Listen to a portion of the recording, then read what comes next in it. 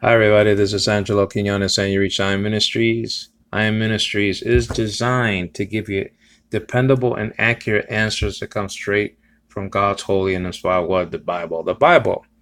And by the way, I just let some people know that I have a new YouTube channel. It's no longer Angelo K. Rucci Quinones. Obviously, you found me, so I don't really need to tell you that. But I mean, that's good that that some people know about it anyway. Okay, it's just Angelo Rucci Quinones, not Angelo K. Rucci Quinones. Anyway, it says over here, okay, we're going to be studying Hebrews chapter 1, verse 8. Now, this series has to do with, answering the witnesses, okay, so-called Jehovah's Witnesses, because not really witnessing for Jehovah, and we all know that by now.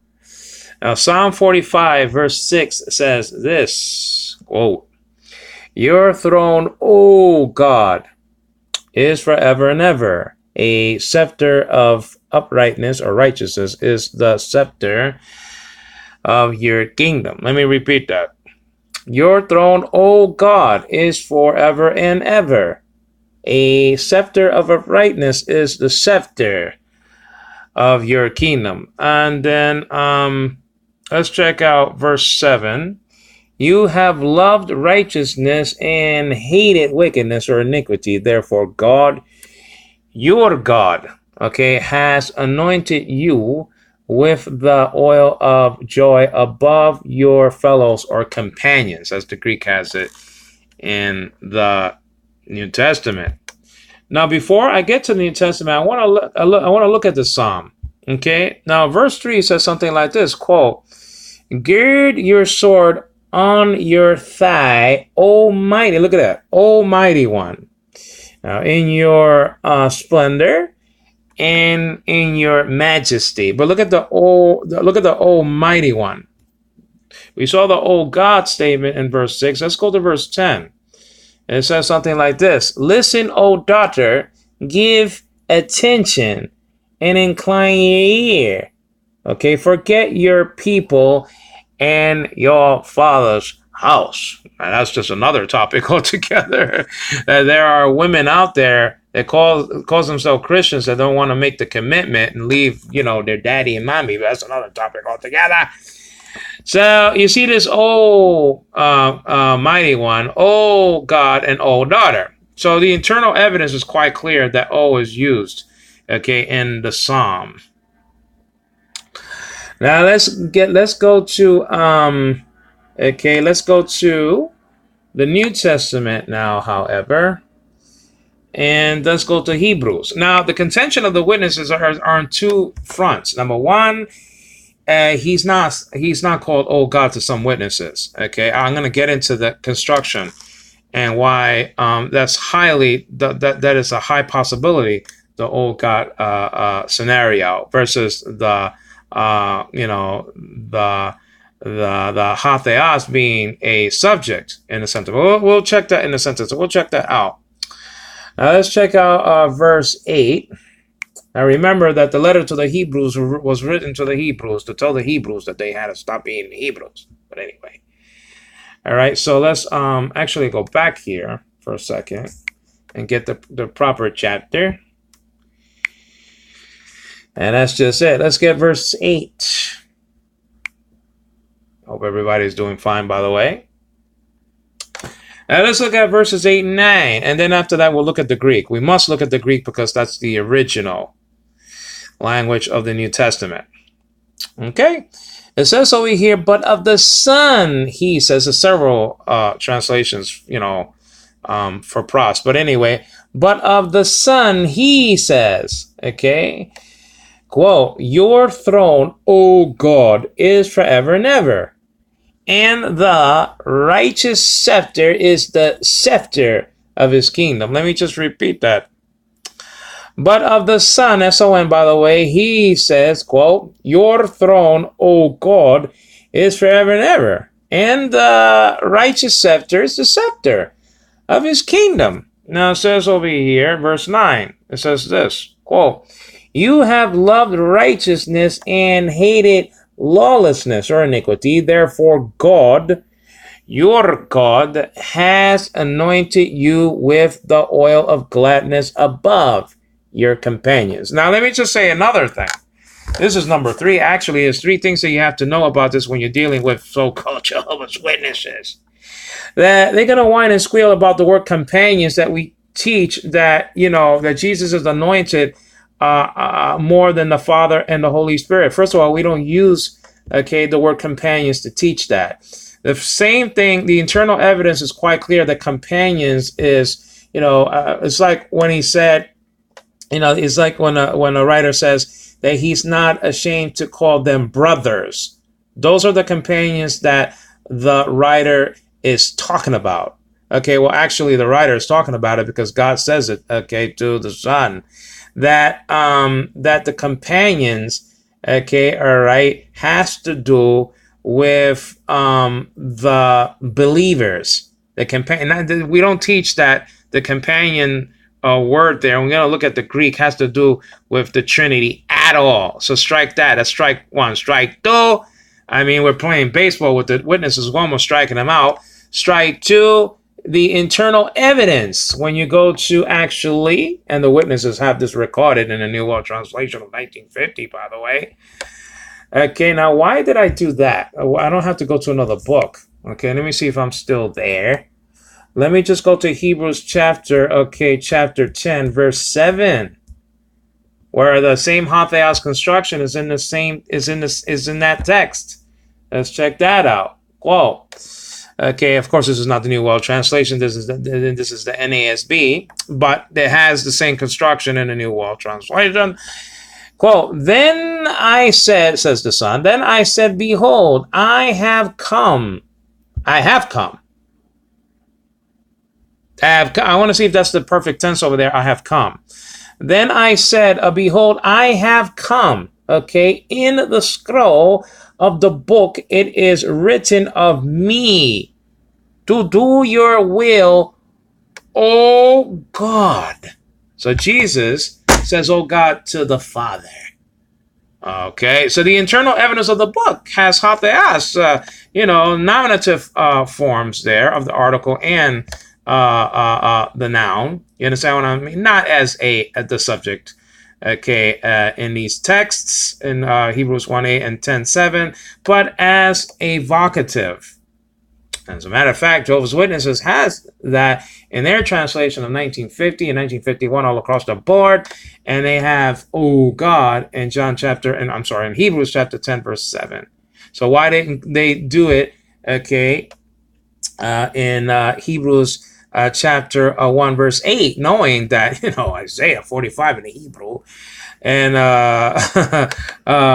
Psalm 44 in the Septuagint. Okay, Greek translation of the Hebrew, and the English versions have it in Psalm 45. It said, "Oh God," there clearly. I know there's a lot of debate, but it could be, and it is a direct quotation, word for word, "Oh God," from the Hebrew. Okay, kis ach Elohim, with the stress. Okay, the accent marker below the aleph there in the word Elohim. Thy throne, O God. Okay, kis rach Elohim. And the hey doesn't have to be there, as a matter of fact, to be evocative there. You understand that, right? According to Murray J. Harris. Now, we'll look at the Hebrew after the Greek here, but let's go to a Greek app. Let me just look at the time here. That's not that bad.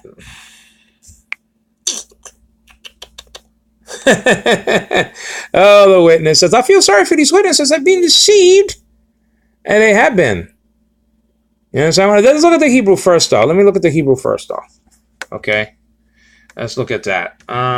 So let's check it out. Let's look at the Hebrew of Psalm 45. Now, I believe it's going to be Psalm 45, according to the Hebrew text. Okay, let's check it out.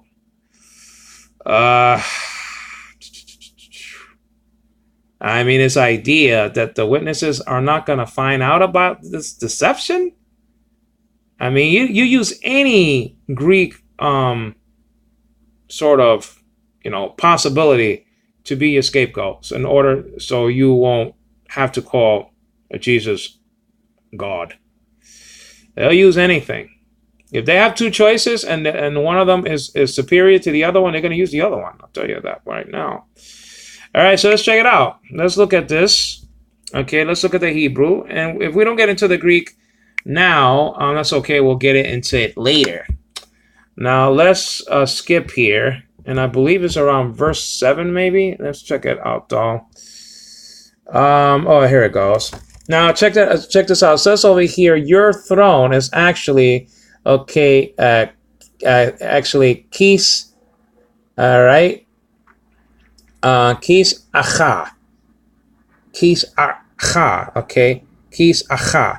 So, the kis, or the kiss, if you will, okay, is actually spelled out like this, okay? A cough with a hardening doggage, so that's ka and not cha.